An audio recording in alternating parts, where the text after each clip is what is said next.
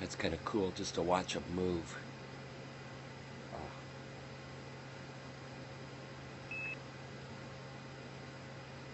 Okay, there. Okay, I'm going to put a puff of air in from this side. Here we go.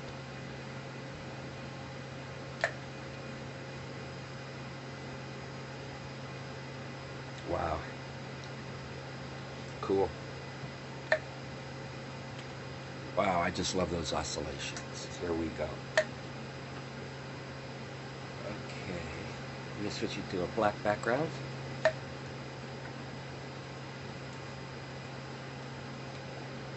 Yeah, so that's about 800 mils. So this should put it around 1100 milliliters. Let's see what happens here.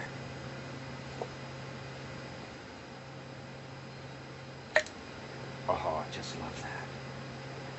Look at that. Amazing. Just one of these jaw-dropping moments.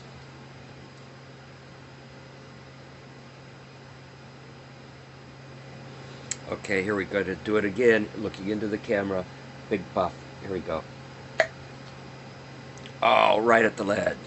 I saved the lens. What I'm planning to do is, after this whole series of experiments, I'll suck all this water up with a syringe, I'll put it back in bags, and I'll use it to make tea with, so I'll end up drinking my experiment. You gotta conserve your resources when you're in a frontier.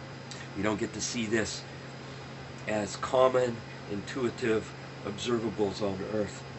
And so when we go into a frontier, our normal Earth-honed intuition no longer applies. And this rule works when you go to the bottom of the ocean or into the stratosphere or wherever you find your frontier under the stage of an electron microscope.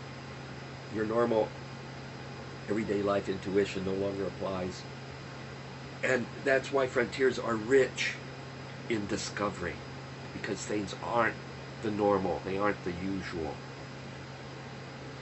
Joe, come take a peek at this. Holy crap. Get my towel ready to catch the satellite drop. Here we go. Isn't that wild? That's great. It's a superposition of surface waves that go around the outside of the sphere and body-centered waves, inertial waves that go through the middle. I'm going to give it another puff just because I'm in space and I can. And instead of putting a puff of air on it, I'm going to put a puff of water. This is going to have a lot more momentum in it than the air. Whoa, whoa, I was afraid. Oh, look at that, cool. I squirted water through. Oh, isn't that cool? The water in the sphere went around the air cavity and formed a huge bubble. Wow. Oh, that is so cool. Let's see what my hand looks like. Oh, look at that. Yeah, oh. There we go. Yeah, that's good. That's good. Shows that optics works. And let's see what my mug looks like. Oh. I can be a human pendulum. This shows the lens law. Motion is in the opposite direction and the image is inverted or upside down. And there I am, and I'm going to come up here with my eyeball.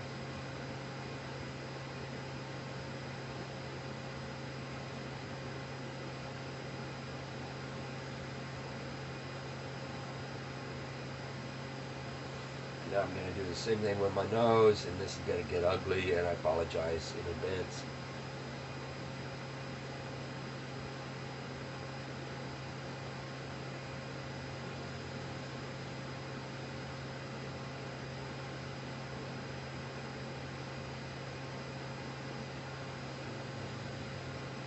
I look like I have a floating head. I have a black shirt on, and it blends with the black background, so I'm just a floating head.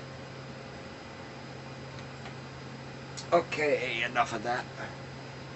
And let's get back to doing some science.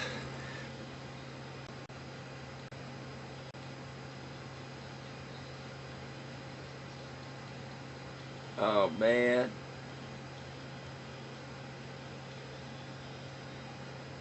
it swallowed a...